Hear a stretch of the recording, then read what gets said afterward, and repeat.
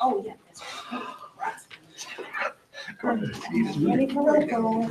Arbogus, Jay Brady, Yes. G. Broder, Here. D. Hollander, Here. S. Kleinschrodt, Yes. P. Riviera, Present. and J. Ryan. Present. Join me for the flag salute. I pledge Allegiance to the flag of the United States of America and to the republic for which it stands, one nation, under God, indivisible, with liberty and justice for all. Thank you. Do we have any adjustments to the agenda?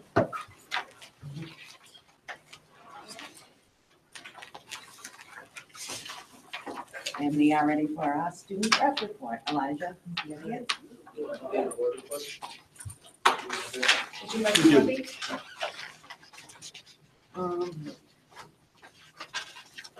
Is Question, what time is it? Thank you.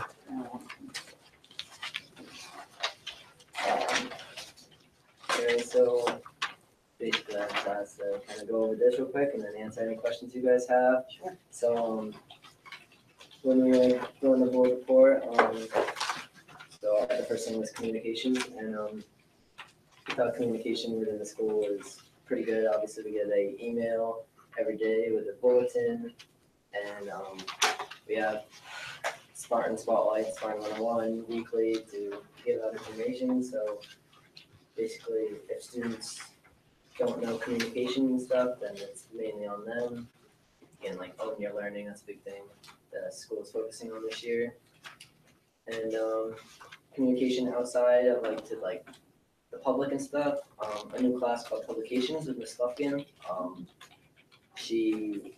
They're gonna do a monthly like newsletter. It's gonna be called The Spartan, and it's gonna go out to like the community, students and parents, so they'll know what's going on, school programs and what we're trying to accomplish and stuff at the school. The educational mission. So obviously I kind of touched on that. Own your learning. That's been big this year. It's been stressed in almost every classroom, and we have a lot of seniors out on ELOs, which I think is really cool. It gives the experience of you in the workplace, so it's like, do I want to do this or do I not want to do this before you're out in college paying whatever you're paying for it. You get to know beforehand if it's something you want to pursue or not. And then some other things is athletics. Athletics, I think this fall were very successful. The boys soccer, we actually ended with a 5-3 record and good enough for, I think, the 10th seed. And we play Stevens on Thursday. So down in Stevens, that's going to be good. You dodged a bullet. You almost got Raymond or Guilford first game. Yeah. Nice dodge. Yeah, we've been playing better at the end of the year, and it helped us quite a bit. Obviously, we already played Guilford. That was early in the season, but it wasn't pretty. And so coach thinks there's a good chance we can go to the second round, and then he says play your best soccer going into playoffs, and I believe we are, so that's good. Girls, they have a good season. They start playoffs Wednesday. They had 6 girls out with like long-term injuries, so it was a rough season for them. So their record doesn't really reflect their talent, but they played really well. And then the field hockey team, they went 5-9. They are obviously really young. They just missed the playoffs. And then cross country team has states in between.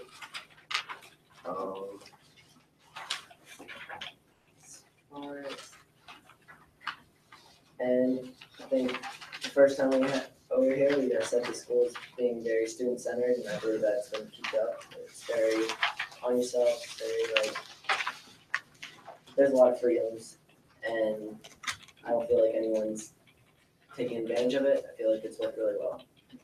So, any questions? Well, I have a question with the newsletters and newspapers that you're writing.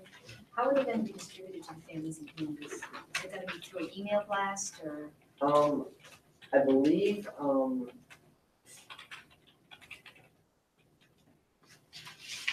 the information I had is going up to parents, students, and staff. I'm assuming they're gonna mail it, because I think it's like a kind of, they're short version of like a school paper.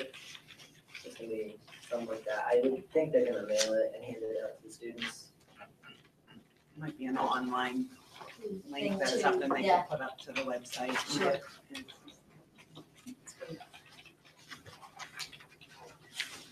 Good, we all set? Okay, I have a question. Can I ask a question?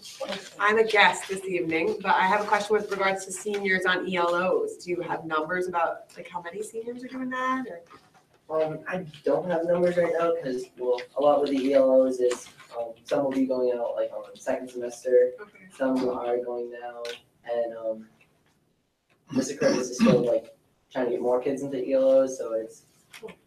But Actually, I have that information in my report. Oh, good. 15 students right now. Wow.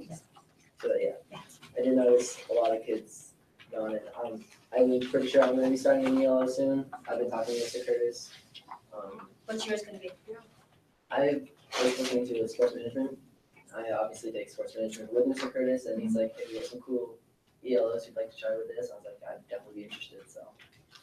Great. And, something I forgot to touch on is, our open house this year. Mr. Berry asked like the students to kind of run it, so he's calling it, I forget what it's called. It's an open house, but it's all student led. Nice. And we're just gonna like showcase everything that goes on here, like all the programs, co-curriculars, all the cool stuff we do that people don't really see. It's all gonna be showcased. It's away from the traditional bell schedule, see the teacher, get 5 minutes to say something, and it's away from that, and it's student led, which I think is really cool. Any other questions? Since you just mentioned the bell schedule, I know the end of last year, as opposed to having an actual bell sound, are we still doing music between the classes or? It is music. Okay. I like that idea. I think it's cool. Curious. Is there any dancing in the aisles while? I did. Depends on the song, right? I did. It's like it's some funny looks, but I don't care. Thank you. Thank you. Elijah. Thank you. Thank you.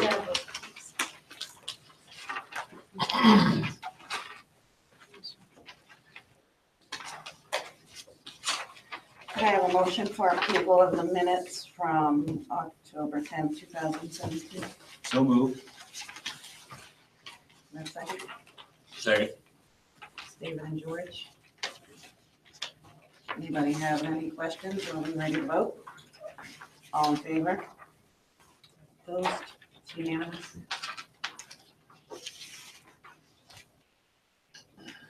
Manifest is in front of me. Everybody got it.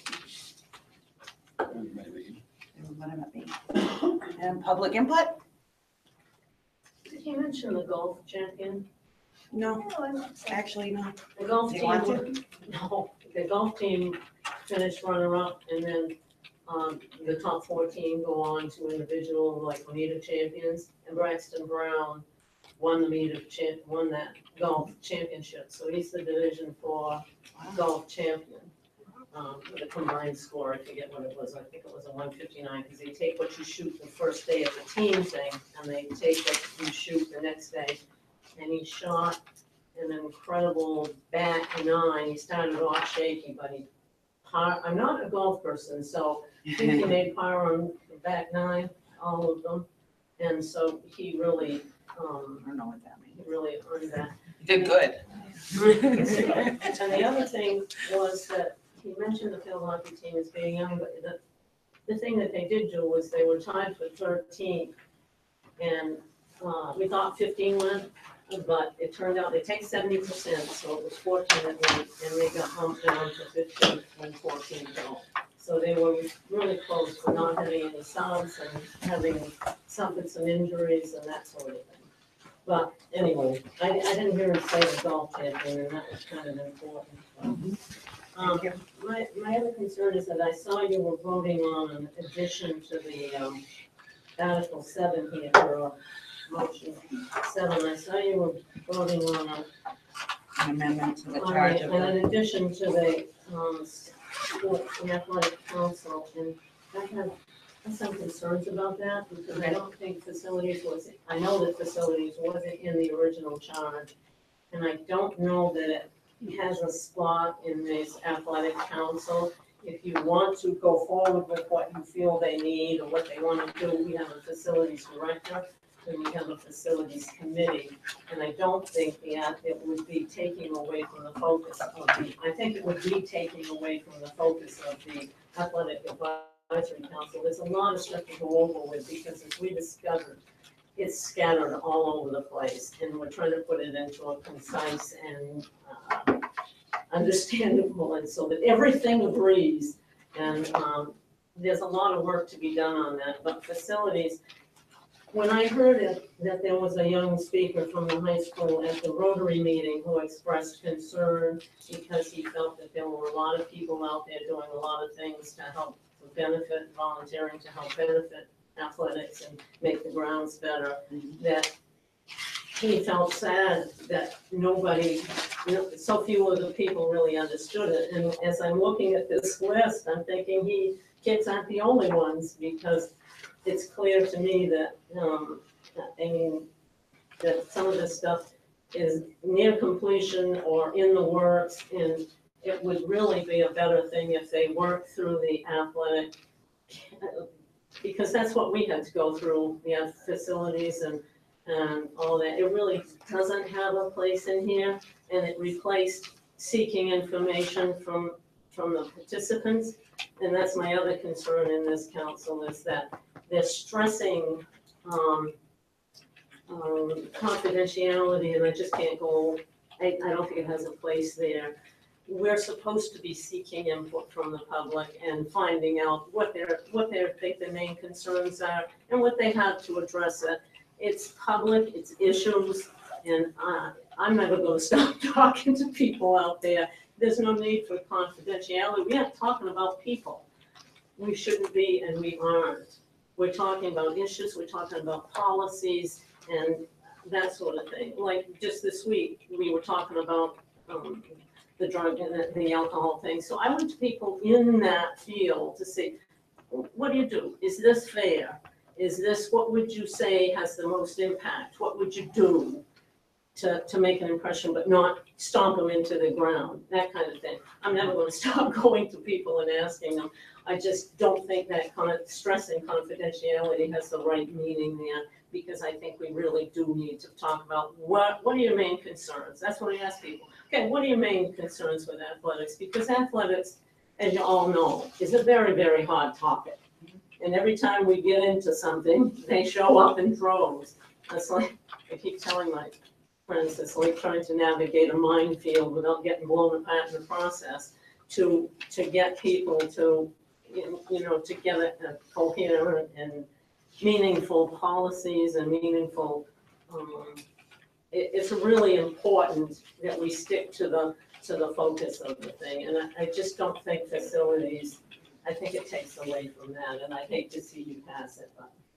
well, I appreciate your input. I don't, well, we're gonna have a vote on it. Well, let We me, what? just a word of clarification. Okay, I addressed the confidentiality and I said, we are not going to talk about individuals. right, Not that we were working behind closed doors and these were secret right, sessions, that we aren't going to talk about individuals. right. It's not a and personnel that's place for that. That's where the word confidentiality came out. Not that we weren't supposed to talk to the public. We About what's probably going will. on, our At some ideas. point, we'll put out a draft and say, we want input, but no suggestion that we couldn't talk about this in the public. And just in general, in advisory committees, a charge can change on additions, deletions, depending on, what the board's making requests. I think it's important to stick to the main charge, though. The one you've got there. Thank you. Any other public input?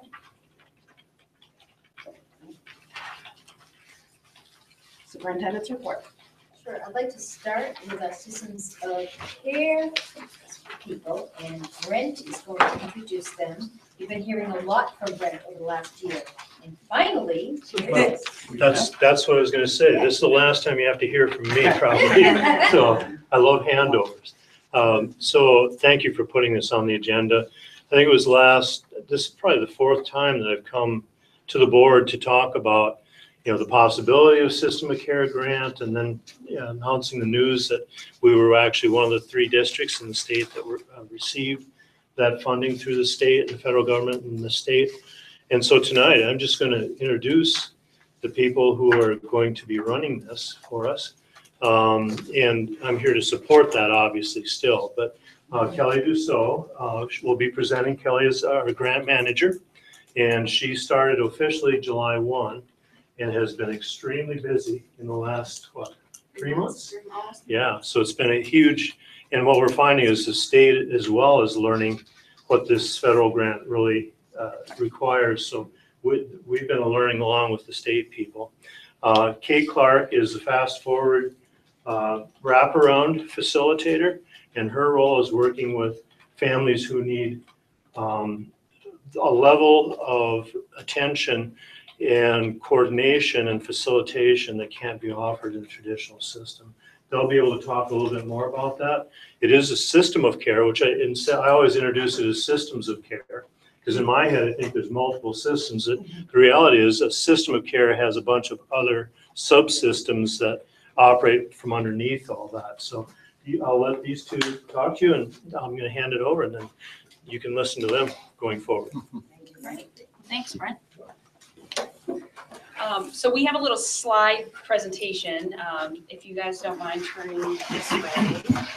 Go twofold. If I see it over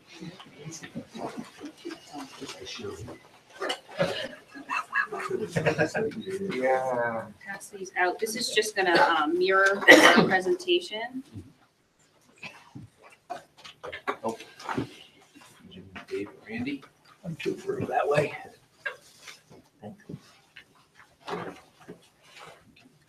Can you see it? Or no? You good? Oh, They're like on the TV. it's better than the TV. What's the working? Oh, it's turned over blue light. Oh, give me something. He was sleeping for too long, really. Get the Chiefs. Rob's here. Oh, you know. Okay, we got it. This is a hopeful sign.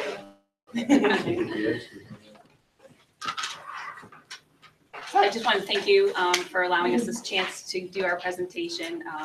As Brent said, my name is Kelly Dussault. I come to the White Mountains Regional School District from a 10-year history working in the Littleton School District. My background is as an occupational therapist, real love of behavioral health and wellness, and I've gone on for my master's degree in organizational health and wellness and human relations. So I was very thrilled to be offered this position.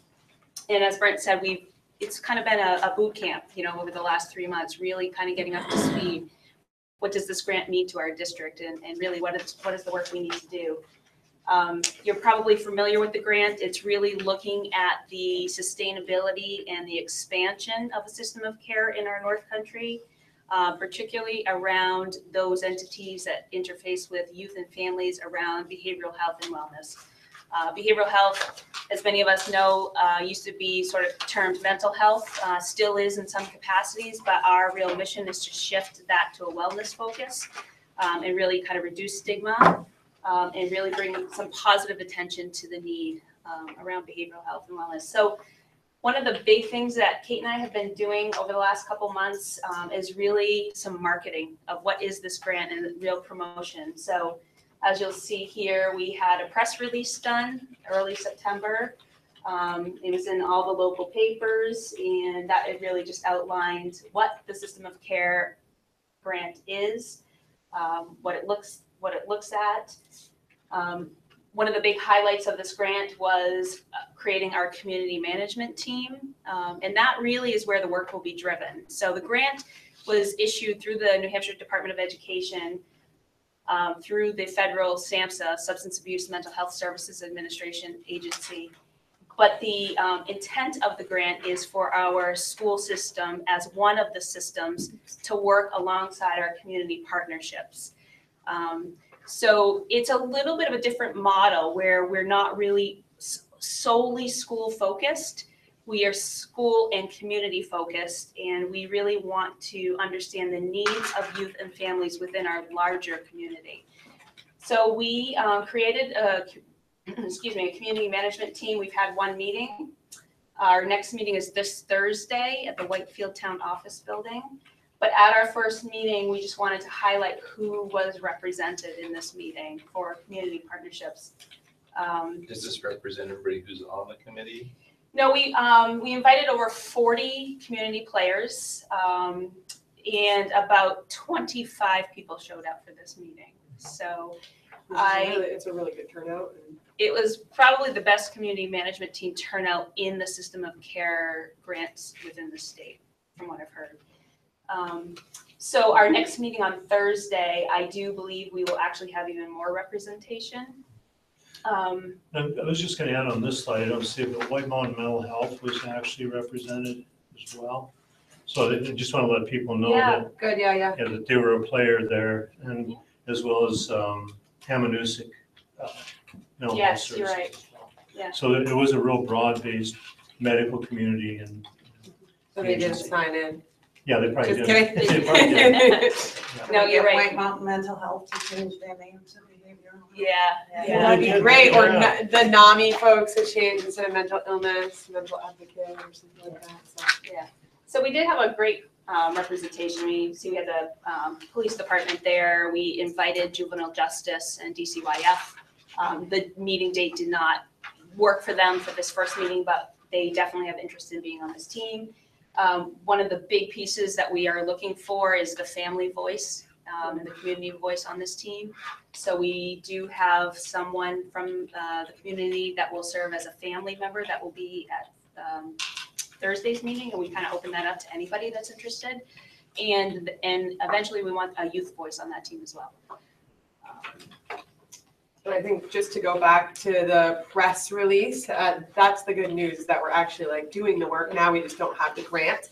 And we do have a website that's linked right onto the SAU 36 website too, that can tell you a little bit more about the system of care.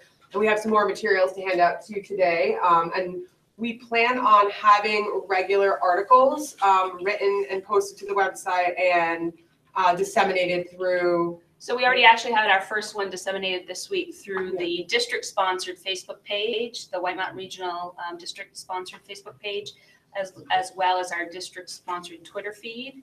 And I believe it went out in one other capacity. I'm not sure. We're working with Eileen Armstrong, our communications coordinator.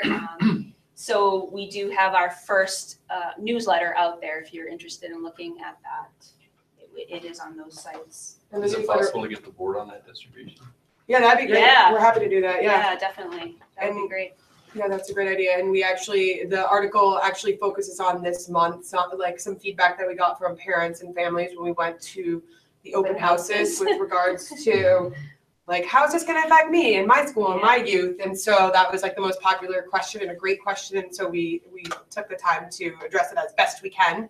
And that's kind of what that looks at. Yeah, and that's just an example of our, again, much of this work is real promotional at this point and getting the word out and having families and people in the community ask questions, like, what is this all about?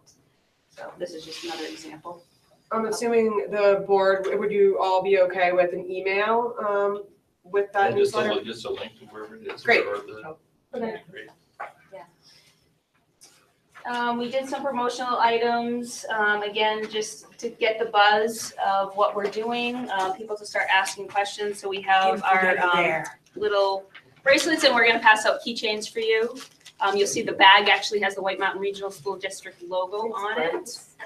And the inside is So the quote that we're trying to adopt around this grant is a quote that we kind of felt was real symbolic of our community, is health is a state of body, wellness is a state of being. So throughout the tenure of this grant, we're really hoping for a growth mindset towards wellness. And recognizing that you can be healthy but not well. And we really want to move our youth and families within the community towards a mindset of wellness. And what will that take? So I guess I can speak to the wrap portion of the project. The wrap portion of the project, as Brent began to highlight, really is just a piece of the project, but it's one that is fully underway. And it looks at supporting families of the highest needs students. So if you think of the pyramid, they're like the top three, the top tier. We even say maybe sometimes tier 4. And so I will be working with those families to try through a system. It's an evidence-based practice that's based on this Milwaukee model for WRAP. And I'd say like the cornerstone of the practice is really youth-driven, family-guided, strength-based. And there is a bit of a process to bring a family through to really identify their needs and how it can connect to whatever strategies that the team comes up with. And so the family eventually comes up with a family vision, and they invite folks that they feel connected to, and we try to come up with really comprehensive, sustainable, strength-based strategies for them to kind of meet their family vision. And that could include some more typical mental health type services or medical type services. And it could include things like being connected to Girl Scouts or tapping into that neighbor that, is helpful in certain ways. But obviously the ultimate goal is for them not to need me anymore, and for them to have a sustainable, family that can, the purpose of this too is really to avoid hospitalizations or hospitalizations from happening again, and to really focus on keeping families together. And the out-of-district placement, to avoid the out-of-district placement for some of our students. And we actually were the first group for the System of Care grant to get this off the ground, to get this going and running. We're serving the most families in the state thus far, into our 3rd family, and there's more coming down the pipeline. And so far so good. There's a lot of data. I will spare you the details of that, but there's a lot of data to look at my practice and working with families and to show growth, and we would be happy to share that with you as we get that, if you're interested. Who are the other districts? Claremont and Winnisquam. Wouldn't that be nice if that was the next slide, but it's not. Yeah. I have, so would it be appropriate to use the term, at-risk families or at-risk children? Are we identifying them, or are they seeking? Would they be seeking us out or seeking you out? That's a great question. It's a great question. Actually, so our referral pathway is one that anybody can make the referral for the potential wraparound services. That said, we are feeling that the school system is the most appropriate way in which that referral will be streamlined, because the school system in and of itself has those tiered systems. They've tried interventions along the way. So at this point, we do have a referral on our website, which is on the SAU 36 website, right on the homepage. Anybody can click on that referral. Our eligibility coordinator is a contract through Northern Human Services. So if anyone makes a referral, there's an address that referral can be sent to. There's a needs and eligibility assessment. There's a protocol to meet eligibility. And if eligibility is met, then they would be rolled right into Kate's services. But at this point, anybody can make that referral. We are really hoping that these referrals are appropriate referrals, and that the systems have really sort of attempted, all those tiers within, whether it's the school or the community. Basically, the referral pathway is that the child has to have, as Kate said, not met outcomes at all of those previous levels. They have to have a social emotional diagnosis, so they have to be diagnosed via the DSM-5. with a social emotional diagnosis. They have to be between the ages of 7 and 17, and they have to be Medicaid eligible for sustainability. So those are the big pillars. And able to engage is another big one, which is why we have the age piece, the NEB part. And then one thing I will highlight, we do have some sample referral firms that I'll give to you and you can kind of pass along. One thing that I'll also emphasize is if you find yourself in a place where you end up being a referent, you need to check in with the family and let them know. We'll also hand you our kind of one-page ditty that if you do end up referring a family, can kind of standardize what you would tell them about the program. Obviously, don't hesitate to ask questions, but obviously if you're calling a family and letting them know that you're making the referral, you'd have to let them know what the program's about. And so part of that is engagement. And then they're with me and their team for quite a long time, from anywhere from 12 to 18 months. So, I mean, not that they have to commit to that day, but knowing that is helpful for them, and making sure that they're appropriate. So the referent needs to let the family know that they're doing that, because then they're going to be getting a call from somebody we don't want to be a cold call. So it's actually on the referral form, and we have mentioned to our eligibility coordinator that if that is not checked off, if the referent has not identified the family, that the referral has to go back, because that just wouldn't be an appropriate pathway for that family. So you're actually referring a family, not a child. Correct. Yeah. So if it's a family with 3 or 4 kids and one is under 7? that's okay. That's fine. Yep, you would service the whole family. Usually there's an identified youth, but we do work with the whole family to identify strengths of the whole family and the whole system and all that. And then if there's more than one identified youth that could fit the bill for needing this, then we can actually data-wise count it as 2 families. Yeah. And so on. What if you're aware of a family that could definitely benefit from the services and they're trying to internalize and manage things, but they may not be Medicaid eligible? Yeah, so we really don't want that to be a barrier, and we want to make them eligible. We want to find the means to make them eligible. So there are ways now that you don't have to meet income guidelines to meet eligibility. So if the child has an SED diagnosis, is at risk for, or has already been hospitalized, there are, Katie Beckett and other, 1, 2, 3. other types of funding sources to meet that Medicaid eligibility. And it may not be Medicaid in terms of financial need, but because of the behavioral health needs of the family. The social diagnosis has to be already predetermined? No. At risk for, the highest priorities will be given to those children that already have the diagnosis, are already in counseling services, have had hospitalizations or at risk for. So is that data available to you, or is that personally confidential? Like what you have the diagnosis? Yeah. It's a good question. I don't know that it's completely, it depends on where they've been. Yeah, so that's actually part of the eligibility, the needs and eligibility assessment.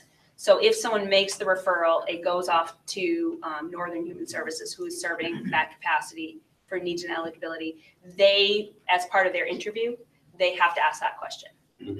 So that's where they would get that data initially through that interview. A lot of what you guys are doing, though, is not necessarily the continued treatment, but yours is more so bringing the family and the individuals back on a path of healthy recovery. Correct. Yeah, I mean, and also like kind of, it's supposed to be like one child, one plan. And so if I'm working with a family to do some sort of safety plan, and they have a safety plan at school and a safety plan with their mental health, so part of it is to coordinate services, like the longer term outcome for the families is sustainable, but we work to support. Just making sure all the bricks are in the wall.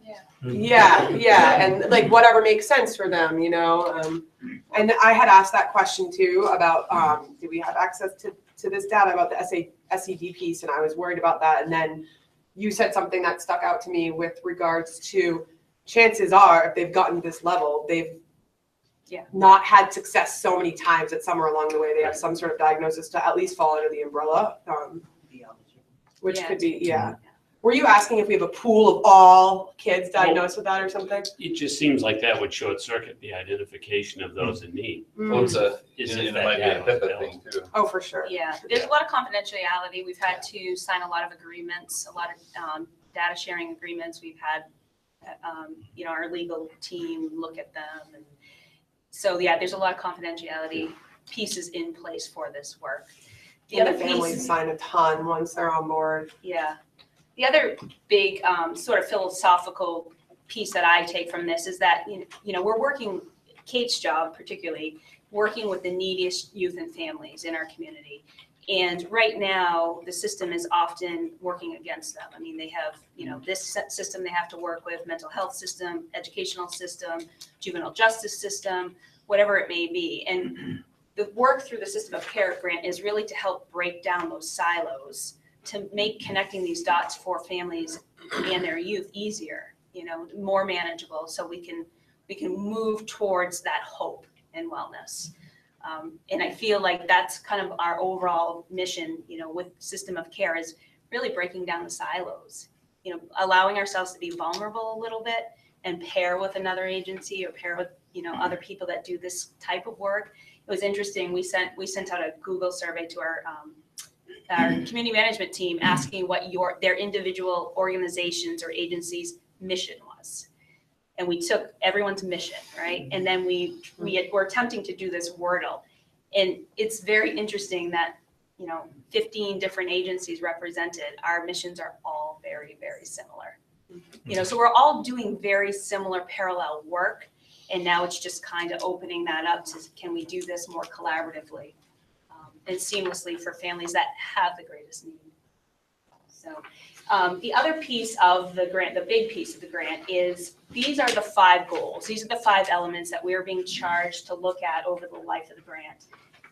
And what we are in the process of doing, we've already started, is looking at a needs assessment, an environmental scan, and a gaps analysis based on all 5 of these elements. So at Thursday's CMT meeting, we will break out into 5 small work groups. We're going to have a group working on early childhood social and emotional learning, a group looking at mental, emotional, behavioral health, and also substance abuse. Family and youth engagement will be another group, and then creating safe and violent-free schools. So these are the 5 pillars of the grant that we have to really look at and say, what are the needs in our community around these 5 areas. Once we identify those needs, we will then triage what do we feel is the most important in year 1, and we will put that into a logic model or a work plan. And that is when funds can be released to support this work. So through the community management team, the team will decide what is our number 1 or number 2, 1 and 2 priorities of promoting early childhood social and emotional learning and development within our community. We'll put that into our logic model, and then funds of the grant can support that. So And each of those elements have those 3 pieces to them. So, and I think we have an example here of what that looks like in our document world. In a kind of preliminary needs assessment with regards to this element 1, as it was offered to us through connections that we made in the youth risk behavior survey and things like that. So I did a lot of this work this summer as a rough draft, and just to kind of get the CMT up to speed. And really, I say we are working in rough draft, but this is exactly what we're doing. We're looking at our target and our sub-target populations under each element, our risk factors and our protective factors, and then the, if you can go back one. Sorry, I was trying to type an N in there because it was bothering me. No. And then these are our shared indicators, which are all shared throughout our System of Care grantees statewide. So we really want to increase the number of children participating in early childhood experiences, ages 3 through 5, from a baseline, whatever our baseline is. So this is just an example of one of the goals. We are actively crafting this a little bit, updating some of the gaps based on feedback from the CMT. We changed some data, but this is what it's going to look like. Can I ask a question? Yeah, sure. When I look at your target and subpopulation you got children ages 3 to 5. How are we addressing the children under the age of 3? Good question. Right now, I think we are, that's the grant's target population. We're hoping to partner with our Early Childhood Coalition to do some birth through 5 early childhood work. There's an opportunity to do some family youth engagement work with them around that younger population.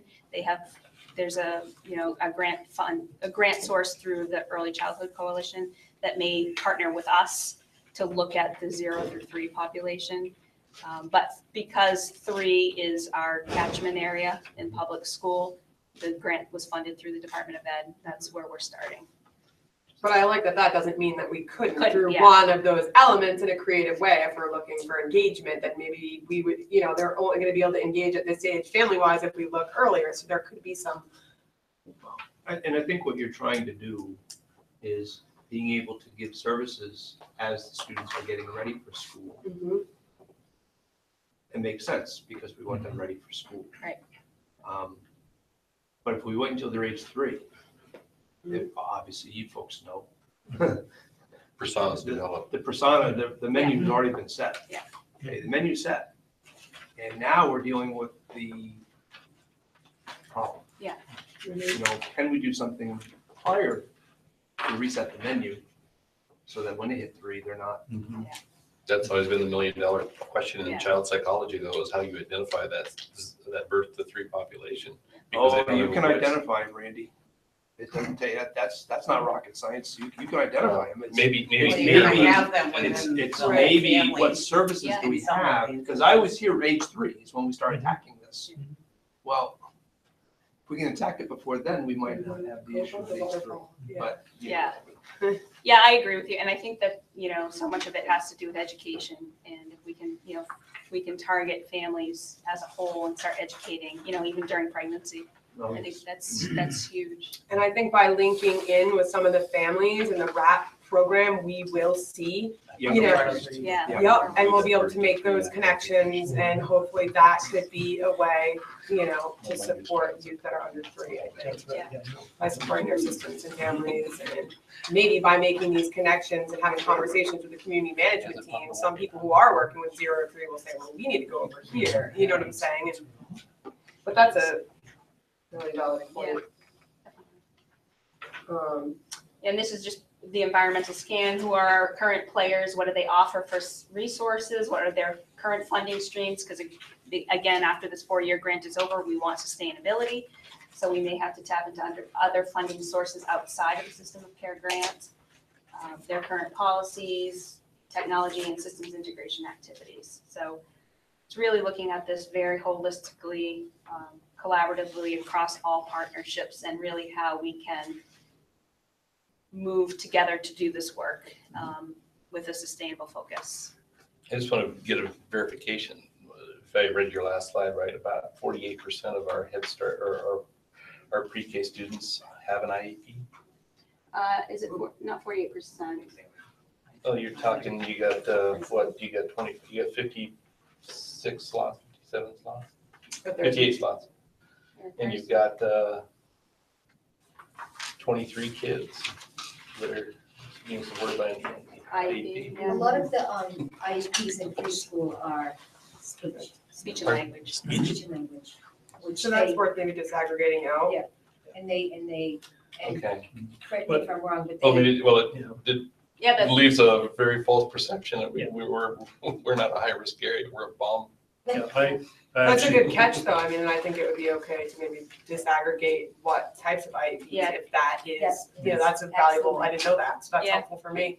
Yeah, well, I'm just, just common association, I'm associated, it's in this thing. 23, so I'm yeah, associated. and it is correct. 23 preschoolers are, were, as a and that's, junior. And six that's a kindergartners, priority so. though, to get into preschool now. right Yes. now, if you haven't- Well, Yeah, I mean, that's that's always been the intent of preschool. I mean, and I'm really glad, and I'm not glad to see it because it's a high number, but I'm glad to see that that's how the program's actually being instituted. I was just going to add to that. I met with the preschool teachers today for our public school preschools. And we used to order 25 licenses for the preschool outcomes measure, and that we could always get enough students, that was enough licenses. This year I've got to up it to 30 licenses. So again, that's quite a percentage increase, I think. Is that 25. teaching strategy school? Yeah, Is that- yeah. Don't all children have teaching strategies? No, just only special ed, because we pay from special ed monies, which is the COAS Coalition is really talking about doing that for all children. That is one of the things that we're looking for. Because that's what's really needed. Because that would catch 3-year-olds. Yeah, that And would that's something, so that's like one of the shared indicators that they're like, the state is expecting us to get to, and like how we get there as a district that is culturally sensitive to our families is up to the CMT team. But that is kind of one of the things. And this, again, like, Yeah, one of the other things is the ages and stages questionnaire. So like our Head Start students that are coming into kindergarten currently all have ages and stages as a social emotional screener. But other private preschools do not. So we have a pool of kindergartners coming in. Some we already know their baseline social emotionally, others we do not. So that did come up as a gap. Could your outreach work with those private schools? Could we? Yeah. Yeah, I think there's a huge way to go in, and as Brent said, I mean, that's the push from Early Childhood Coalition too, is everybody have a social emotional screener before they hit the doors of public school.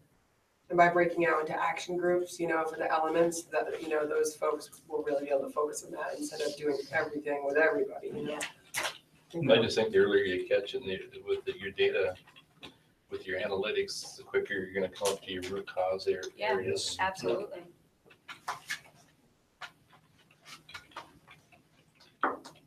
And that's the culmination of the two needs assessment and environmental scans. So, you can see element one, what is coming up. And the last one I just said, although there are some programs in the area that are using the ASQ and the ASQ social emotional screener, not all children are receiving this. So, and again, it will be up to the community management team to decide what can we do year one, what can we do year two. Is the program allowed to work, like, for example, with the communities to get more family-based activity and stuff within the communities? Because, Absolutely. 50 years ago, when we were kids, Yeah. The church was the big Sure, yeah. rubric that helped develop social behavior, what was acceptable social behavior, and how you raise your kids, and that was your yardstick. We don't have that anymore. And now it's communities having incentive programs that people want to bring their kids into, to where they start learning that right and wrong a little earlier. Yeah, that engagement piece, I think, could address that. And I have actually, while I'm only working with 3 families, all of the families have identified that as something that would be useful for them. And so I think, the old analogy of it takes a village to raise a child. That's right. I mean, your personality. I mean, look at a kid raised in the rough streets of Queens and a child that was raised in a parochial community in the country. At age 5, they're 2 different kids. Yeah, Two different social settings, 2 different social behaviors. we're really hoping to, provide resources to families around, parenting skills. I mean, parenting is obviously, as we all know, a challenge, and Nothing like peer pressure, though, if you can get it from a community-based program. That's right. So that's an example. And there will be 5 different elements just like this that we'll be looking at, hopefully over the next couple of months. is that the last last one? Yep. And so, like I said, that was just a sample of the one, but we're happy to share with you as we go through, if you're interested in looking at like the rest of them and what the needs are, et cetera, as we go through that. And we have a little brochure we made. I was wondering why people were smiling. These are just I some. know. You were smiling at different things. And we have business cards here. If anybody wants them, feel free. Our office is out of the central office. So Kate and I share an office, but again, because the flavor of the grant is community-based, we are really trying to do 1 day of work a week in the community and really be a face to the System of Care grant. So last Friday, I spent my day at the Family Resource Center. We're just trying to be wherever we can to really sort of build partnerships with our community players. I think that building the connections is probably where we're at right now, along with this, doing the 5-element work. But it's really exciting. I'm thrilled to be here. I'm very excited about the vision of this work, and we welcome any of your comments, feedback, if you want to be on our CMT. Yeah, that's what I was gonna say. Yeah. Come Thursday if you want. Yeah. So thank you. You have some good feedback. Thank you so much for having us. Thank you. Thank you. Let me just ask you, one more thing, which, you're sharing an office right now, so ideally, but conservatively, what would you see your facility needs being in, say, 3 years? Randy? I mean, I have a dream. I have a dream. I have a dream too. I added the conservatively in there, but I just, I think it'd be good for the board to hear what you're working, what commissions and facilities. I mean, we kind of talked about it, I guess, and. I mean, my dream would be to have a SAU 36 Office of Student Wellness and have an internal, like, what does that look like? What does an Office of Wellness look like?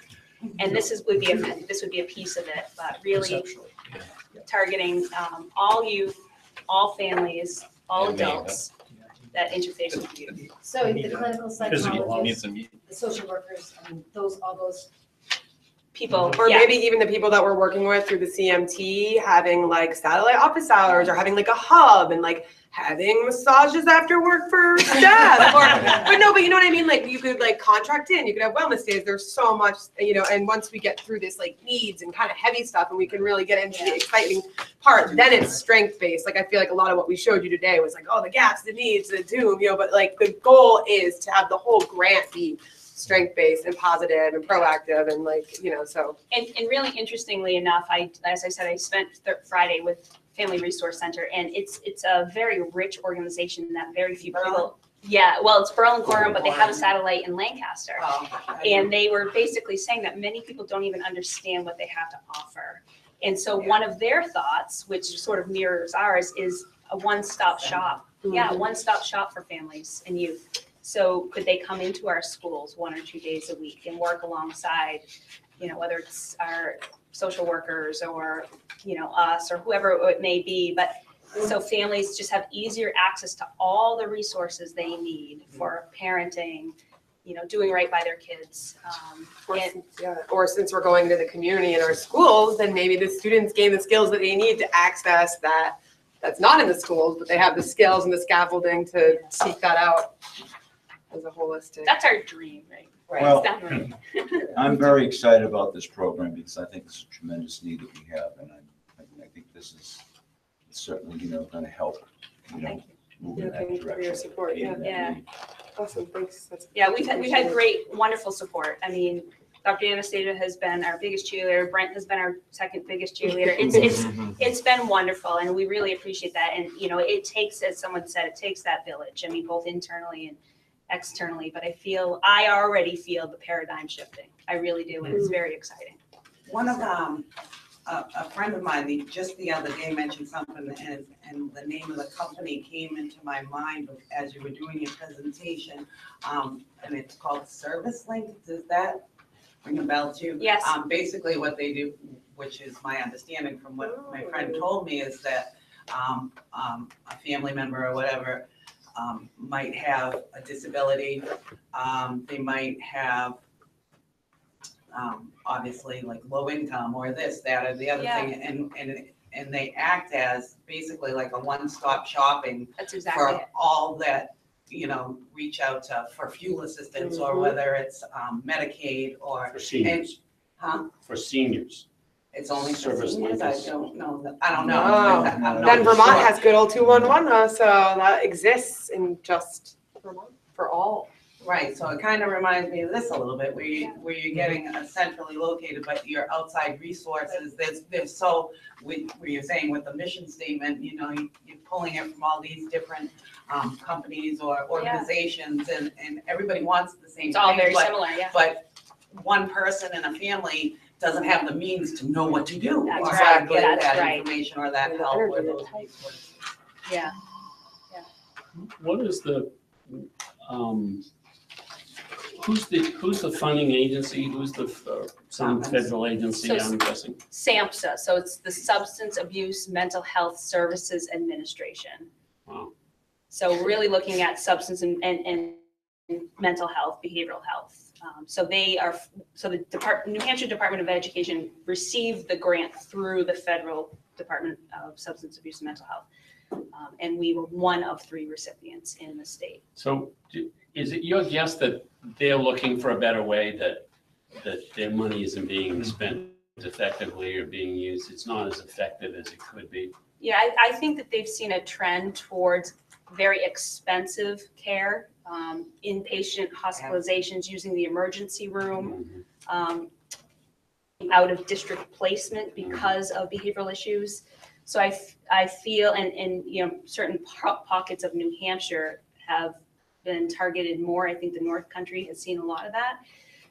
So we are a pilot for this model through the Department of Education. The Fast Forward grant has existed for about 5 years, funded through the Department of Health and Human Services primarily, community mental health agencies, but we are the first wave through the Department of Education. So we're kind of paving the way, and this is nationally. So I went to the national conference back in June down in DC, and New Hampshire was the only state being funded through the Department of Ed. So they're really looking to New Hampshire as a test model, I guess, and how this is going to work with a lot of those, answering some of those questions. How can we bring services and link the school to these community-based services? They can grant and build us a facility for our wellness. Yeah. Well, you say that. Through the Department of Ed. Yeah, the Winnisquam grant is actually part of their grant, and they wrote it into their grant initially, was funding the PEMI Youth Center. So that PEMI Youth Center is being highly supported through the System of Care grant. So, yeah. Yeah, thank Good you. question. Thank Thanks you for very your much. enthusiasm. So today at Rotary, our guest speaker was from the Northern Forest Center, and she was really glad to hand these out. And I'm glad that Rob's here because Jen Scarinza's class was instrumental in creating this brochure. And do you want to point out what they've done? So this group, the National Forest Center, has chosen Lancaster as an area to try to revive. I'm not sure if you folks are aware of that or not. They did some work up in Millinocket because of all the mills closing up there. They strategically chose Lancaster because of its position on the Connecticut River, where Route 2, Route 3 go through it. And so they surveyed the town last year about this time to see if there was interest in it. I actually sit on the committee as a Lancaster resident. And they're just trying to figure out ways to try to attract younger families to come to Lancaster. And they talked about, utilizing what Lancaster has to offer and its natural resources in the immediate surrounding area. So I volunteered Jen Scarinza's class in natural resources and the outdoor leadership to target somewhere between 25, 30 places that people would want to go and bring their children or their parents or whatnot. So the kids and Ms. Scarinza actually went around and went to all these sites. These are the descriptions that they wrote with minor edits. They took all the pictures and they worked with the printing team to place them on the maps. And we showed this morning at Spartan Spotlight. Number one, just to showcase student work. That's one of our focuses, but also too to kind of talk to the kids a little bit about, when community members ask for our help, because we have some pretty skilled kids here. This is a product of our kids helping the community out, and it goes a long way as we look to pass budgets or ask for other things from our community. So.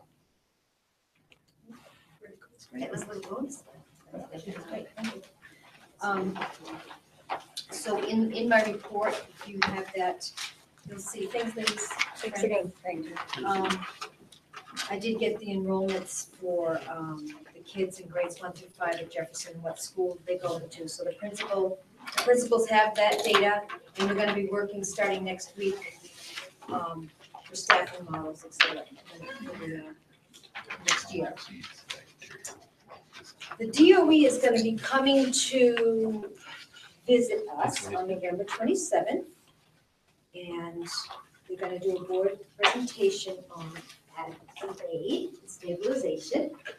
And also they're gonna, and I have these preliminary numbers for you. Highlighted those. So you can have these ahead of time to look at, to formulate any questions you might have for them.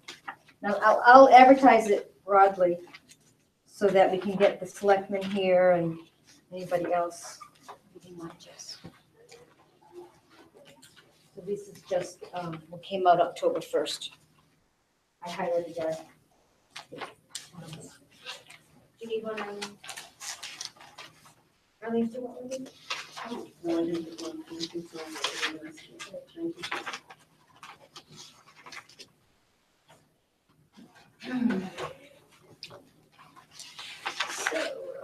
So their schedule's coming out at the next meeting? No, November 27th. Oh, sorry. November 27th, and they're gonna be here, they're gonna do a 45-minute presentation on the adequacy aid, stabilization, et cetera. Answer any questions that you might have around those issues, and then they're going to explain the state of New Hampshire's ESSA plan, which ESSA is the Every Student Succeeds Act, which replaces No Child Left Behind. The DOE has come out with a plan. And they've offered to come to all school boards, so I signed up. And so, and that, all the educational mission items that I have here, I believe that the Ed Committee will be reporting on that. So I think that's it for me. Very good. Okay, committee reports and programming, nothing, right? Oh, we have minutes in here from the 17th meeting. Yeah, I think, Scott, did you want to tackle that? Sure. I was invited along with Peter and George to the curriculum meeting that was held on the 17th. And I kind of just I just kind of did some bullets. Here are the main topics we talked about. Mike Curtis did a presentation. The STEAM program presented some new ideas that they had. Lancaster and Whitefield schools were there to present what they were doing in terms of competency-based education. I think that was kind of the theme. It appears that Carrie is going to be kind of charging this as Melissa did prior. Though it did appear that there was some discussion about having a monthly meeting instead of. For the Ed Committee, yes. Yes, for the Ed Committee, that she wanted that, do a more formal once a month meeting. And we talked about some dates, so that's coming.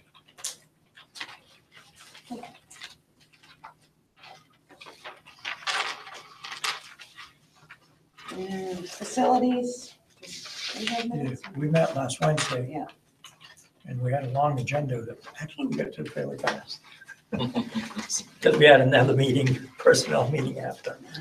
All right, and the groomer is on the agenda tonight. That was the first thing on our agenda. We had a CTE project update and discussion. And that's resulted in the charges being presented tonight. Rob, did you bring those summaries? No, I did. Oh, you did? Okay, good. That's right. Just the message.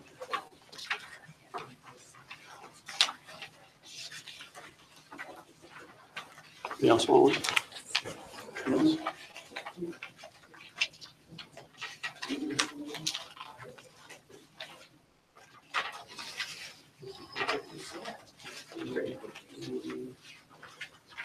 Do you mind if I just talk about this? Yes, go ahead.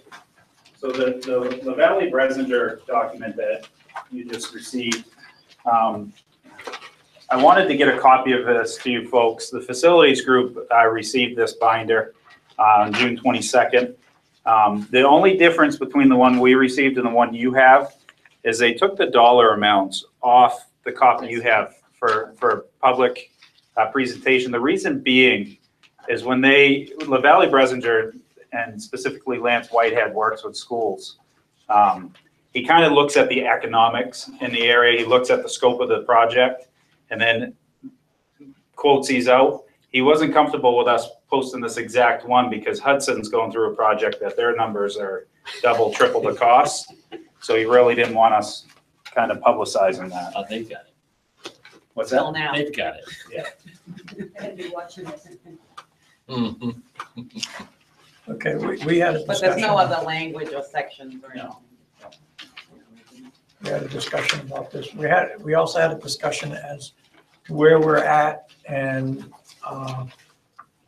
these people do not have to be the people for the full length, and any of you that want the handout that Rob gave us at that meeting, I'm sure you'd be glad to give it out to him. If we could, Because it explains why we did what we've done so far. yeah, I think everyone on the board, I have a copy of it if anybody wants to see it tonight. But everybody should have a copy. Just basically an outline of what's happened so far as far in reference to CTE up until, currently and what we're looking at moving forward.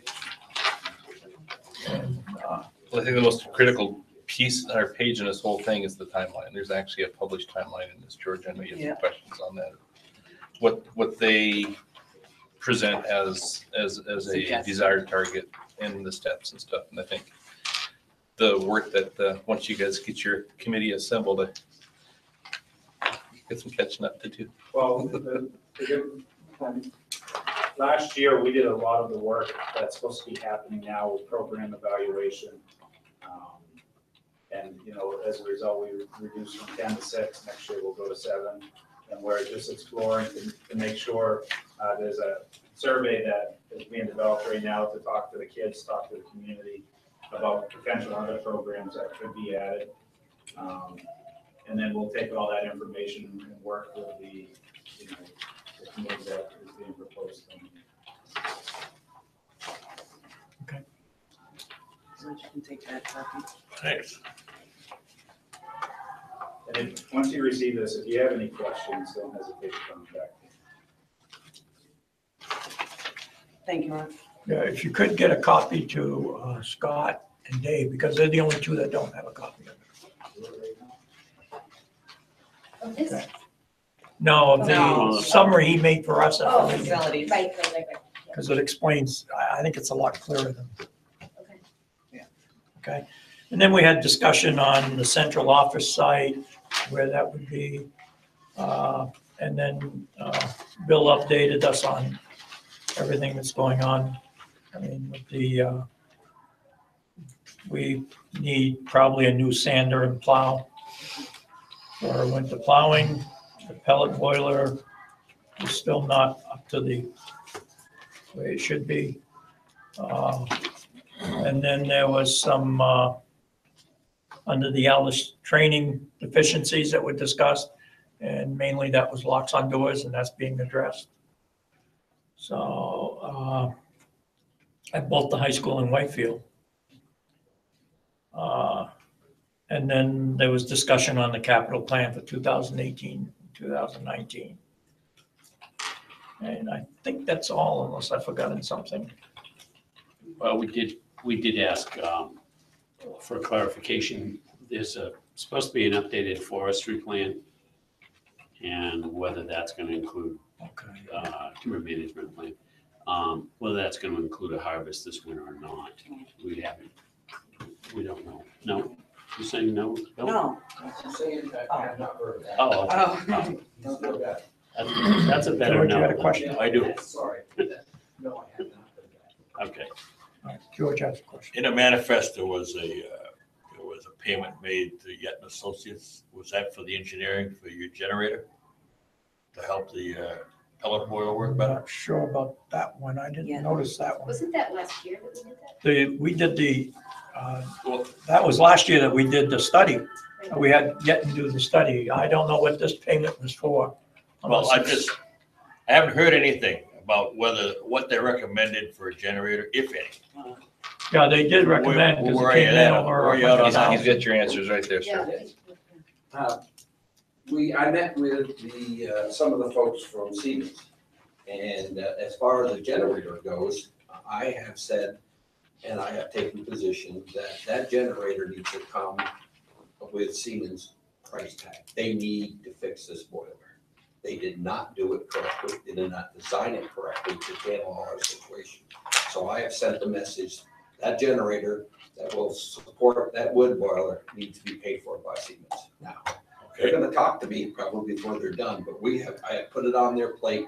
They are right now designing it for their system and what their needs are for the pellet boiler. And also we need to keep the system alive so we can circulate water and do the rest of the stuff. So they're designing it right now. But payment and the scope of it will come out of their pockets, not us. And that's my position. So it's gonna be used to service that system. Right now, that's right. Now, I will say that I have the intentions of, at some point in time, letting them know that we're probably gonna take a little power off that, because we're probably gonna put up the IT server and a few other things around here, so if during a power outage, we still have our network. Okay, and then we can talk about if it expands beyond that, but the way that Siemens project works, we can get on to it offline if their network's up. If our network's not up, you can't see that from the outside. All you can do is come here, get on a computer, and your network better be up. So that's the piece that I'm serving up to them. We want to have our network up so they can log in from wherever they're sitting and see, oh, this is what's going on with the boiler. We need to send somebody or we need to, it's okay. So I'm pushing them that. A lot of the emphasis for, I'm sorry, with as far as the onus resting back with Siemens is again, within the statement of work. I mean, this should have either been called out as a requirement that we're delivering and here's the cost, or this is a requirement and you have to deliver it. And that was completely missed in the workflow. And so they missed a business continuity and life safety issue that should have been part of design. Absolutely true. So George, we'll find out from Yeah. the main office. I'll get you, George, when I get sizes and stuff, I'll send it off to Yeah, you. I'm interested, I would be interested on how they're going to service this server. That's right. Here, when it's coming off a different system than what that boiler is. That's correct. Yes, I agree. Under a normal basis, Yes, sir. under normal operation. Yeah. We'll get to electrical, because they're right now developing, it's gotta be, be able to tie into our system, be able to have disconnects, automatic, stuff to go in and out, to come back on our power when it goes off. It's gotta have all those pieces to it. Yes, it does. So, as soon as I get some, George, So what did Yeton come up with? They came up with a system that was going to basically run the culinary arts. Yeah. And all the freezers to make sure that refrigerators, that they stayed running. Yeah. And they were also going to, was it the computer room that they were? Yeah. Had on it. Okay. And, But that was a that much like- more extensive. That was like a $10,000 fee for that. The one you signed the other day was $2,500. Yeah. I don't know what it's for. It just hit my memory. Yeah, you're curious. Okay? Yeah. Yeah. Thank you. Thank you, Bill. Yes. At your facilities committee, did the athletic fields get brought up at all? We discussed them. I mean, I don't remember exactly offhand without Well, there was, the minutes in front of me exactly what was said. well, I mean, there was just another brief, very summary project. I mean, the biggest outcomes on it was just really, is that we've been asked to put together the 9-year summary formally and put that together as far as, from a recognitions perspective, recognize the volunteers, the cost providers, and all the participants who've helped over the entire period of the contract. We're gonna put them on the, next to the athletic wall, Scott. Yeah. Now, one of the things that during the next meeting, hopefully we can, I don't know how we'll do it from a facilities perspective, but one of the things that was always part of the longer term plan is that with the third, what we call the third field, it's still not a Potential, yeah. That we have in there is integrating that with the CT initiative, and he just left, and he. Yes. Let me go get him. No, it's It's all right. is that we want to integrate that as part of our student education, because there's some finishing work that still needs to be done on the, on this field up here. And then that field, we want to integrate that with our education process, because they have a substantial part of their program is dedicated to those types of achievements. And there's federal grants and stuff in there that may help us fund part of that completion and stuff. We can just get that integrated, but we got to get it integrated as part of our CTE curriculum. Casella is looking to get rid of 5 million cubic yards of fill. We can do about 20. But 20,000. But it's in Newport, Vermont. Wow, that's a little way. Okay, we good with facilities?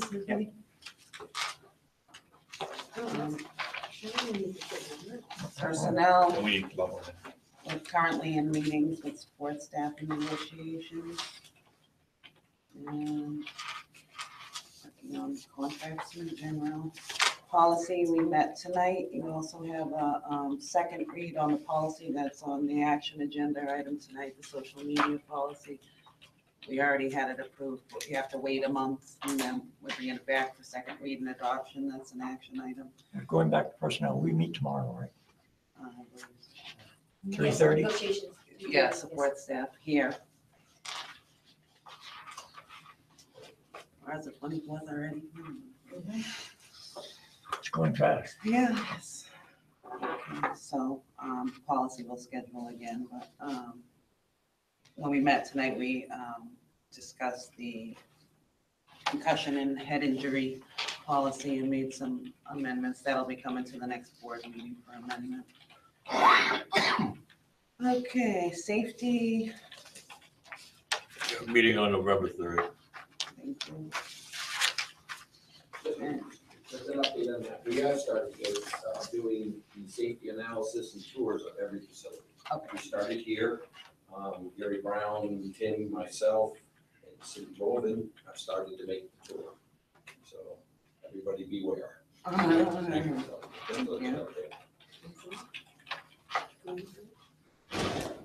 So you'll be reporting out that on the November 3rd safety, likely. Cindy's not throwing any chairs during these tours, is she? We've kept her calm. It wouldn't be safe. Set her down. She's doing wonderful. He gave her a WWE shirt. So. Tag up, tap up. Strategic planning will come forward. I know there's no. Well, on the strategic planning is, I don't know if you guys talked about it at the last meeting. I wasn't here, but we met on the 23rd or the 13th of September. And yeah, it was the 13th of September. Yeah, we did talk about it. Yeah, okay. And made some adjustments to the plan. Yeah, And yeah, we voted on them too. Okay. That was part of the action, so that's all in. Beautiful. And then we haven't really set a date for the next time we'll meet Dr. Anastasia, but you know, once a quarter, once a semester is probably adequate with where we're at. Yeah, correct. Quarterly.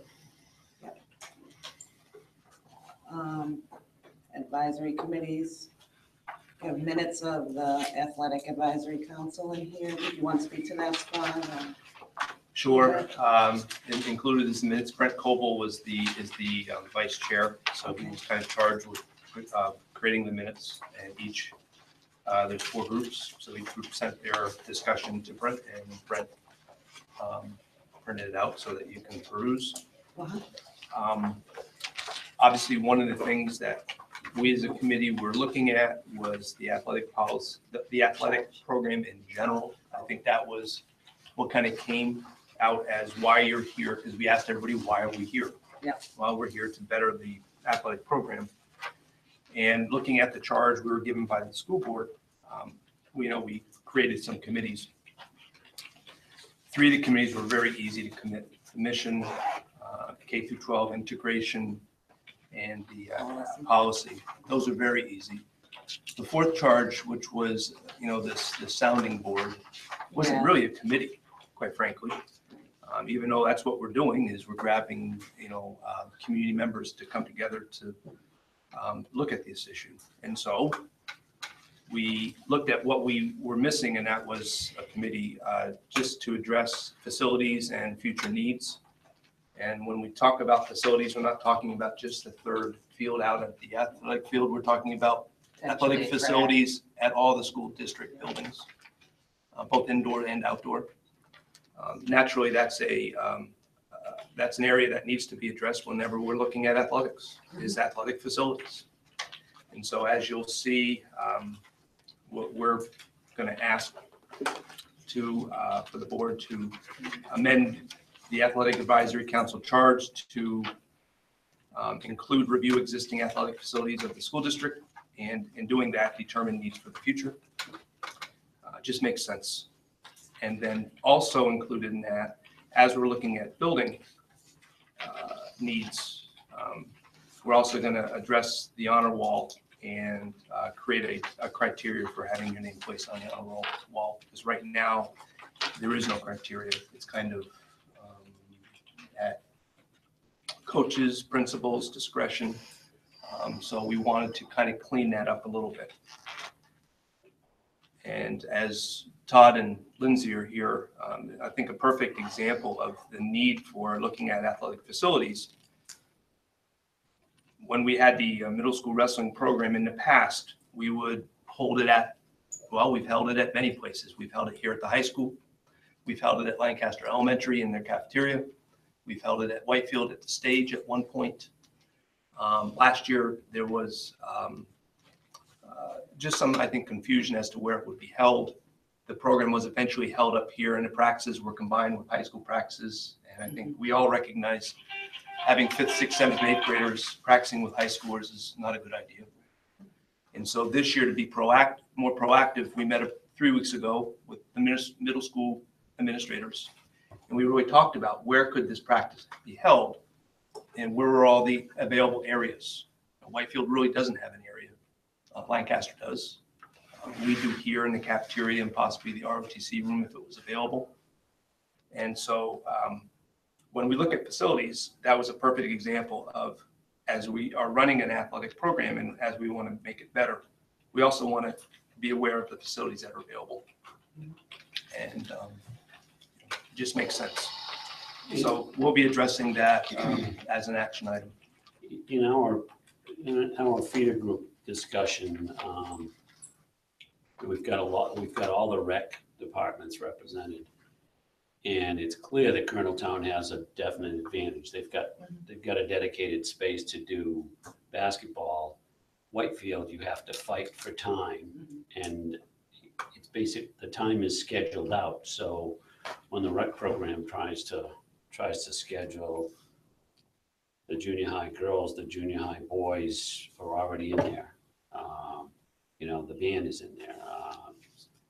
So there are some definite facility issues that limit the growth of basketball, for instance, particularly from Whitefield. And as we looked at the numbers and went around from the rec directors, Tim White's representing Whitefield Rec, it's clear the numbers are dropping.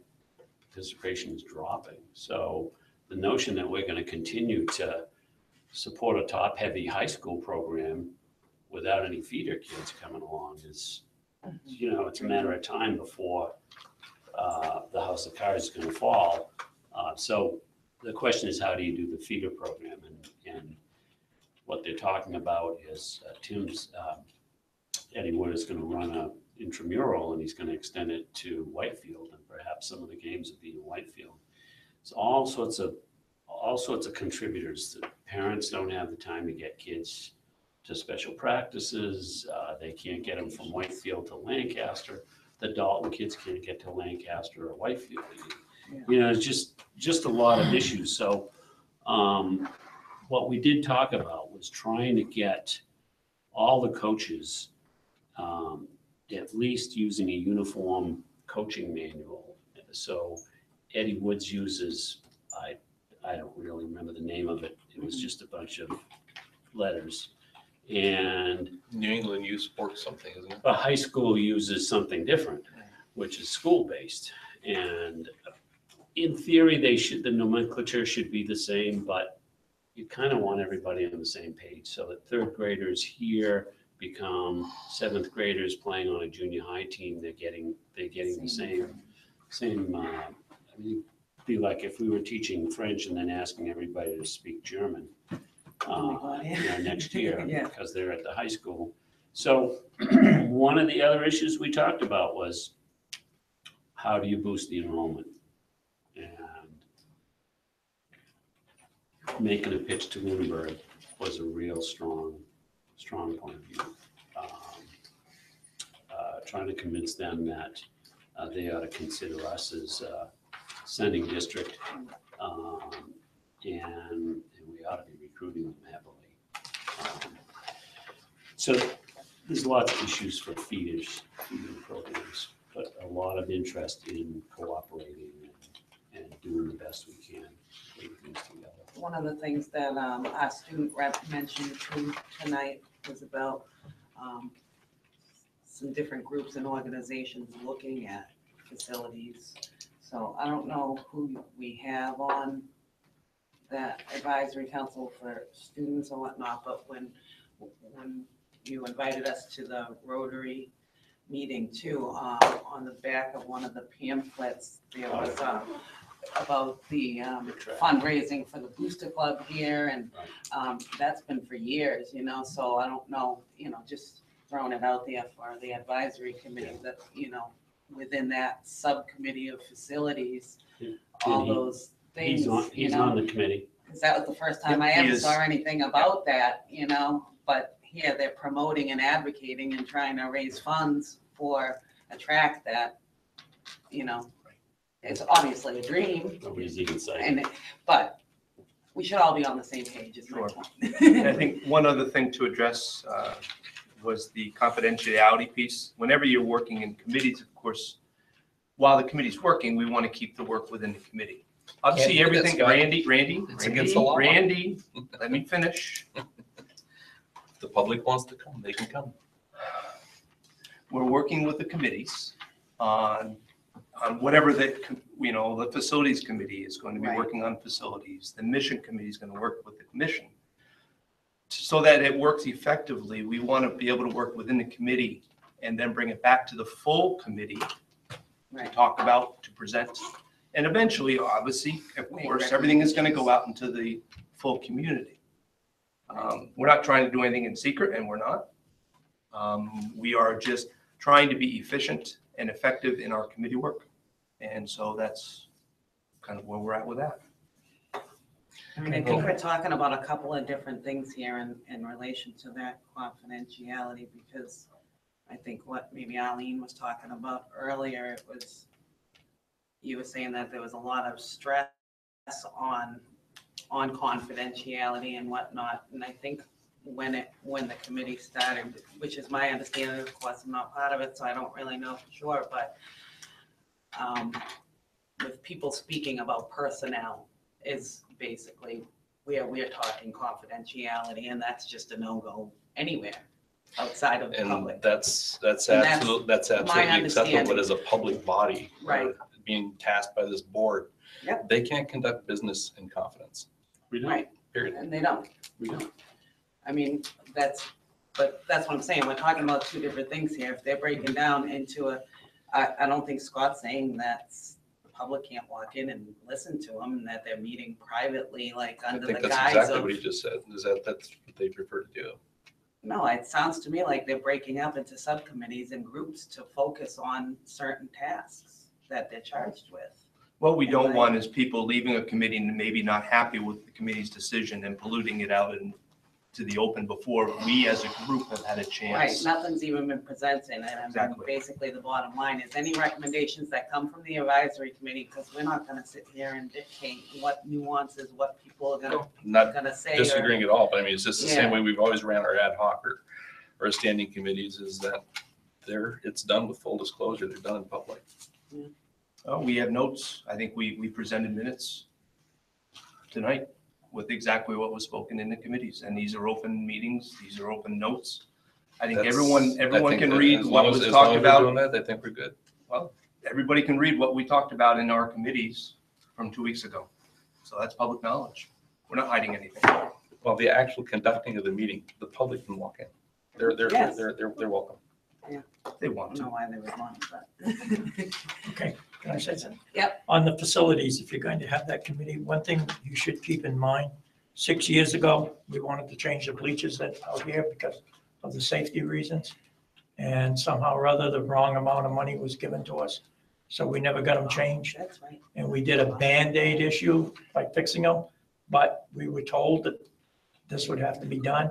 I know 2 years ago, we had them sanded because people were getting slippers in their butts. You're talking about the bleachers in the. They, And they, this they gym just, here. they just redid So make sure to keep that in mind, them. They just redid because them. I totally forget about it. They just redid them Just reminded me. They redid, last month. they changed the whole bleachers? They didn't change the metal, but they changed all the The boards. finish. Okay.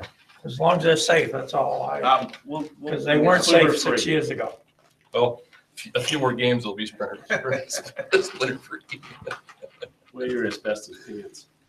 Yeah. Wear your asbestos pants. Okay, moving on.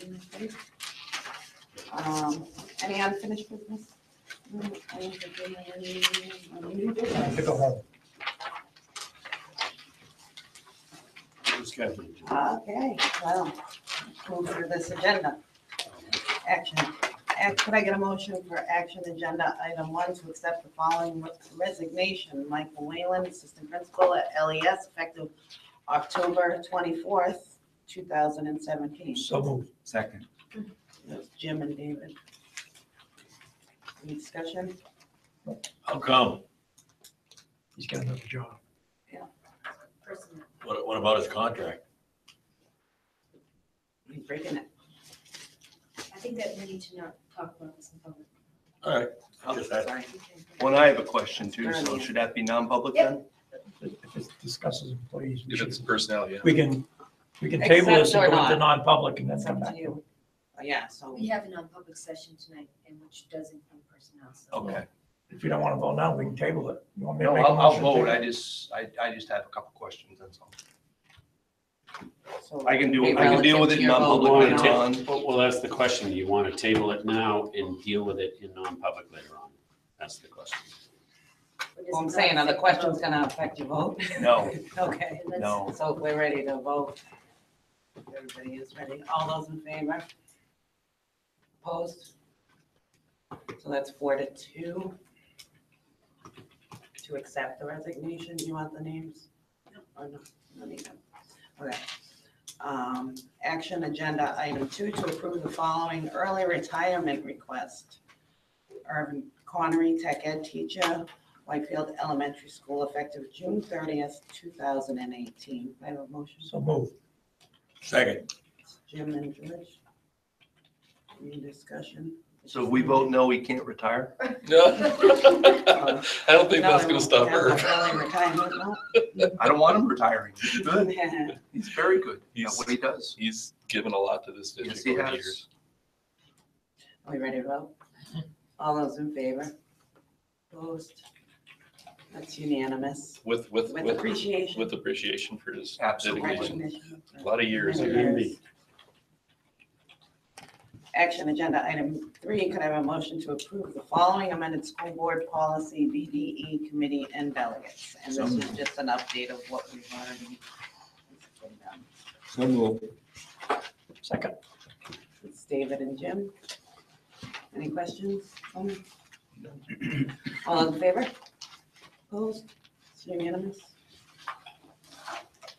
Action agenda item number 4, could I have a motion to approve the following school board policy for second read and adoption, which is policy GBEBD, employee use of social networking websites. So moved. Second. Jim and George, any questions?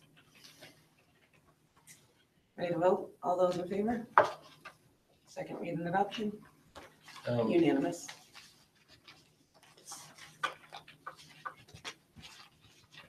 You have a question, Ian? You went through the discussion part real quick. Sorry. But I was just, because again, there's, I'm sure that we've vetted all this, but there's just a fine line of what we can dictate, what we can legally Yep. say versus what they can legally do. This was one that when we tabled it initially, and then we had some rewriting in it, and then we just have a period of time that we have to for the second read and adoption, so it was something that we all agreed on initially anyway on the first read. So now it's full on, second read and adopted into policy, because it wasn't something that we had. But I do remember initially, we had a conversation before, we tabled it for a time and then came back from policy again, and I think what the terminology, if I remember correctly, is the policy made it sound like we were prohibiting people from expressing good things or sharing good things online. But, okay. So action agenda item 5, could I have a motion to approve the co-curricular nominations for school year 2017 and 18? See attached lists. After we get it. Second. Okay, so we have, we're gonna remove one name from one of the lists. The list titled, which is White Mountain Regional High School nominations for extracurricular advisor positions, year 17-18. A little bit beyond halfway through he may come back or may not, but David McKechnie, he is being removed from this list of that we're gonna do. And I'm Anybody have- assuming the totals are adjusting too. Yes. Well, yeah, you can remove 3,240 from that total to make it 4304. 4314. Wait, what? 3214. You say 40? Oh, you're right, 14. So it will be $43,014 for a total for anybody that wants that. I'm sorry, what? We subtracting 2,000, so 40,000. Yeah. Sorry, $40,014. Yeah.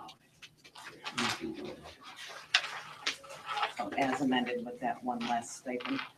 Anybody else have any questions? Ready to vote? All those in favor? Opposed? I abstain. Okay, one abstention, Scott. Otherwise, all in favor.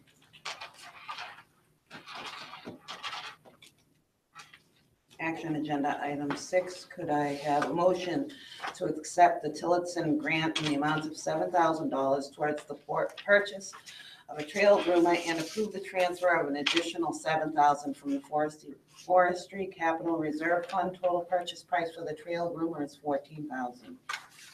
So move. Second. Jimmy George? Any comments, questions? Ready to vote? All those in favor? Opposed? It's unanimous. You purchase locally? Thanks.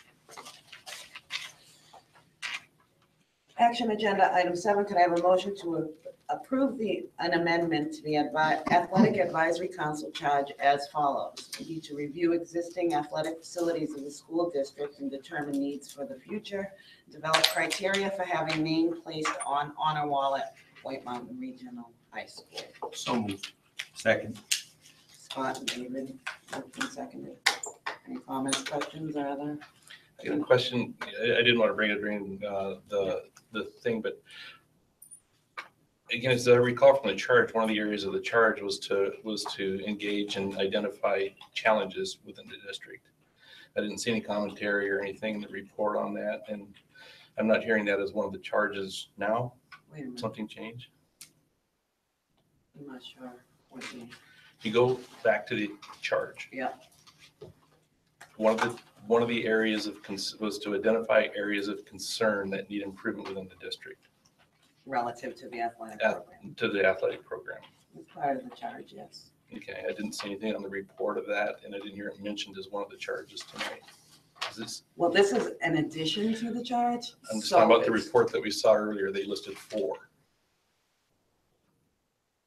Do you Well, I guys have a think- committee I that's think working that area? I think the committees that are broken down cover, No, he's saying each that of they, those he's saying they within- We don't. don't have a specific committee doing that. What we did was we looked at the charge. There was 4 charges originally. There was a mission charge, which we have a committee for. There was a charge on K through 12 integration that we have a committee for. There was a charge on athletic policy. There's a committee for that. The 4th charge was to be a sounding board for parents who have concerns about the athletic program. As we looked as an administrative team prior to getting the group started, we looked at that as that's not a kind of a committee per se. I mean, first of all, we do not want this as a sounding board where people are going to complain about, if they're upset about Right. something, they're going That to come wasn't running the here intent first of those. before It was going more to the wording, basically. proper channels. And we've talked about that. We talked Mhm. about that Yeah. 6 weeks ago. We did not want that. Right. Eventually, things do come to us if there's an issue and they've gone through the right channels. And so we said that's not a committee per se. We do have the need to review facilities. So and that's why we're making the amendment now is let's create this So is it additional fair to charge. say that within those committees, one of the focus will be to look at the improvements overall in the program within Well, those sectors, so so to that- speak? That key objective was establish objectives for the improvement of athletic programs. Key challenges and recommended Which resolutions. is what Randy's speaking. Create framework for progressive feeder programs. And under that, we're looking at, one of the obvious challenges is numbers. And so I would say that's probably the committee that's going to be dealing with that. But it doesn't limit somebody else coming up with, well, here's a key issue. Here's another key issue. Well, I guess, and again, I apologize. I guess how the framework is maybe of how they're breaking it down into different committees, because I would think that everybody that's in there, regardless of these subcommittees that they're breaking it down, I don't think every piece of the charge should be necessarily a committee. Everybody in No, each it's of a those committee. individually, It just should let be me reported finish. on. Which it is reported on right here, and, okay, so that's within the charge, but specifically to say, that's like saying that they're not gonna address the challenges in those specific groups, I don't, or make recommendations, or the challenges and things that you're talking about, that's within the charge, I mean, that's the charge. How they structure, how they look for challenges, or what some strategies might be to overcome those, I don't see how that has to be a separate thing. I don't know. Well, Maybe it I'm may just misunderstanding. have to be my misunderstanding. but Maybe I- it's my misunderstanding, because I'm trying to I think it was understand made it, but clear during the discussion about the charge that that issue in particular would be collective.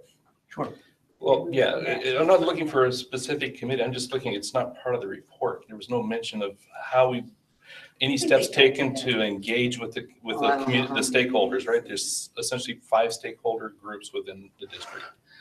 Of how did we engage those different stakeholder groups and identify the key issues that we want to try to resolve? Right now, we're just kind of going through and what's internally identified as we want to address this, we're doing it. It's kind of a self-identified, self-driven, this is what we want to fix thing. Well, I think, Randy, so are you saying we're not asking for community input? Is that your concern? What I'm saying is that we're on the path of going down to troubleshoot or resolve certain challenges, or what Well, the or committee has perceived identify as identified, but well, that's what I'm saying is, have we identified them yet? I'm just kind of looking at. That's what the the- committees part are, of the that's committee's what, charged that's with, I that's guess. But part it's of what not the supposed committees to are be doing. just within the committee, Scott. Well, Randy, this was all chosen 6 weeks ago as to who's going to be part of this group. And we've been I'm taking, just we've putting it taken out that, here, it's in we've public, taken that Scott. charge. We Don't put know it we're out, fixing. we've put it out to the community. We have input from the community and we're working towards some solutions. What has been or put to the community? recommendations, because this isn't like an action coming out of these committees. I don't know, I think that's kind of a point of order here, because Well, put it on record as a point of order, please. Well, so in the mission statement group, because that's Robert's Rules of Order, you just violated it, but that's okay. Well, that's a recommendation, not a Robert's rule. Have to be one. Two, when Peter? looking at an action agenda item, they basically reported on the committee's work thus far. And you're unhappy with that, that's. I'm not I'm Well, you're asking a question. questioning that they're not following what the charge is, because they haven't maybe gotten to that very specific key Well, point that you typically, when you made. put a committee together, you figure out what you're gonna try to fix first. How many meetings have you had? 2, Okay, it's coming, point of order, it's coming. thank you, I like to move the vote. as would I. Can I speak? I'm trying to get a point in on all the shrapnel. Some things to think about from the mission statement committee. Direction, where are we headed? Core values, mission statements, a chance to communicate your core values. Purpose, why are we doing what we're doing? 4, stakeholders, involve people in the process. 5, school mission, are the two connected? I mean, maybe you're splitting hairs, maybe I'm splitting hairs, but it sounds to me like it's being discussed in those Two meetings that you frameworks. had, Excuse me? in those 2 meetings that you've had so far. I mean, Yeah. you're looking at the charge, one was an organizational meeting, so. Right. So, as of action agenda item has been moved and seconded. We're ready to vote. All those in favor to approve the addition to the charge to the Athletic Advisory Council? Opposed? Abstain, it's just pointless. Do you have that, Roxanne? So everybody, yes, one abstention. Action agenda item 8, I have a motion to approve the formation of an advisory committee to the board titled CTE Renovation Advisory Committee. So move. I have a second? Second. I have that Jim and Scott seconded. We'd like to have some discussion. We can't go forward without it, so we better have it. Would we like to read? Unless you want to stop, go back. I don't want to. No, I we're moving forward. want to hear what you have to say, and if you're ready to vote, then I'm all for that. Well, you gotta have it, I mean. So we ready to vote? All those in favor? Opposed? It's unanimous.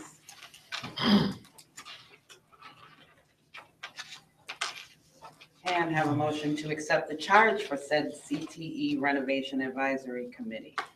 I have a motion for that. So, Second. George and David. Seconded. We want some conversation about that one? I got one question. You bet.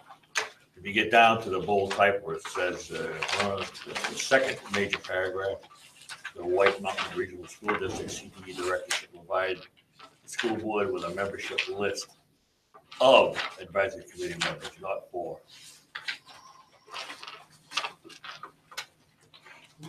Just a grammatical thing. Yes. You got it?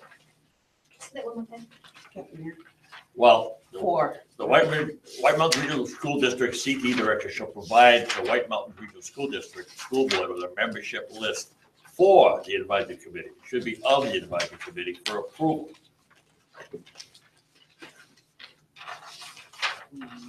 Let's read that. I'm nitpicking. No, you like it, okay. Okay?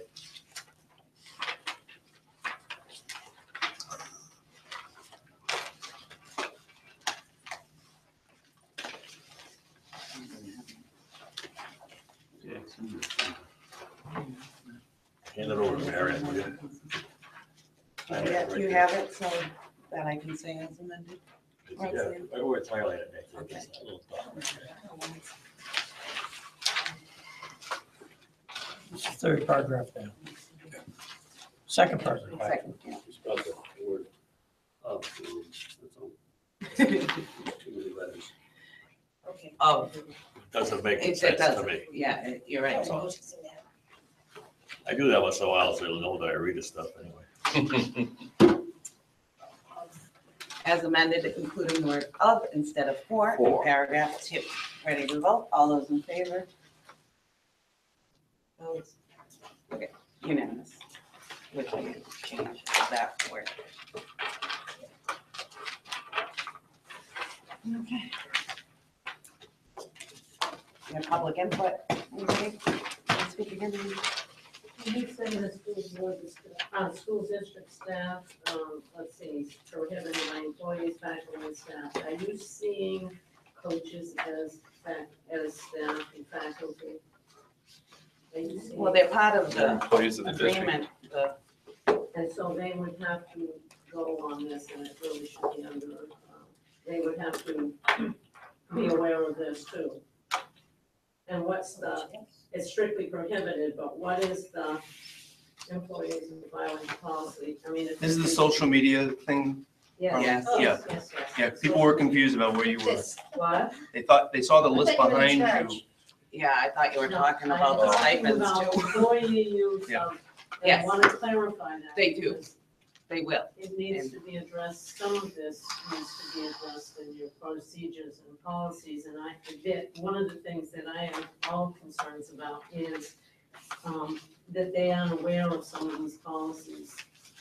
Well, this is a newly adopted one, so I that's know it's a one. newly adopted one, But- just like the pet names was, but they don't know that it's gonna be, and I'm just clarifying if coaches are included in it.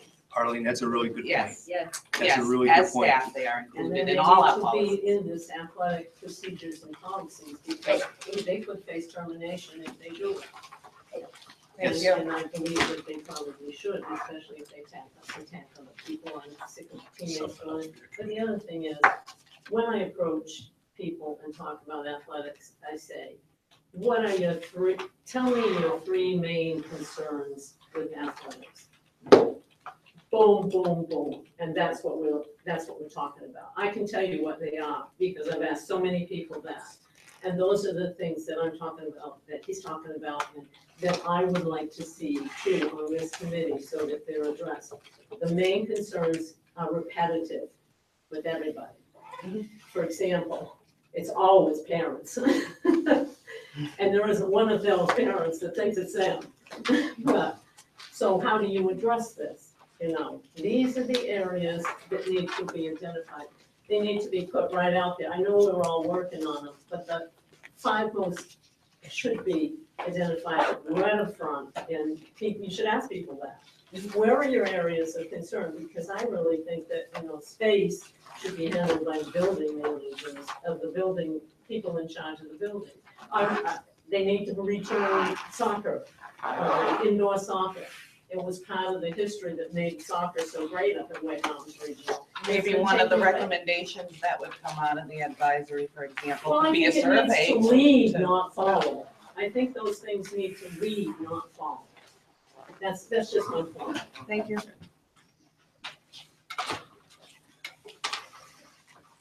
Oh, are you a non-public or? We're gonna be. Okay, well, we're gonna make a motion to go into non-public, and just FYI for anybody that's not going into non-public.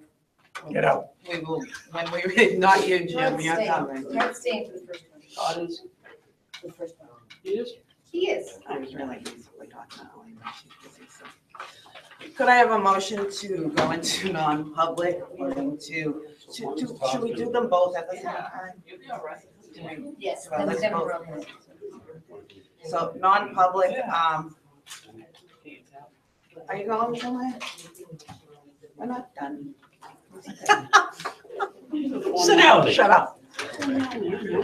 Motion to go into non-public according to RSA 91-A:3 personnel and RSA 91-A:3, section 2, paragraph 4, consideration of the acquisition, sale, or lease of real or personal property.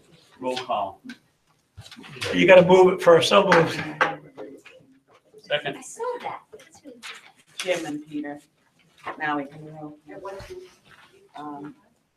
8:25. 8:25, Come get you. close enough. You're on next. Okay, Dad, we-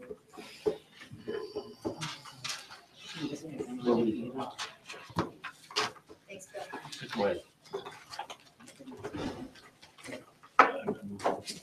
saw that. I noticed that, George.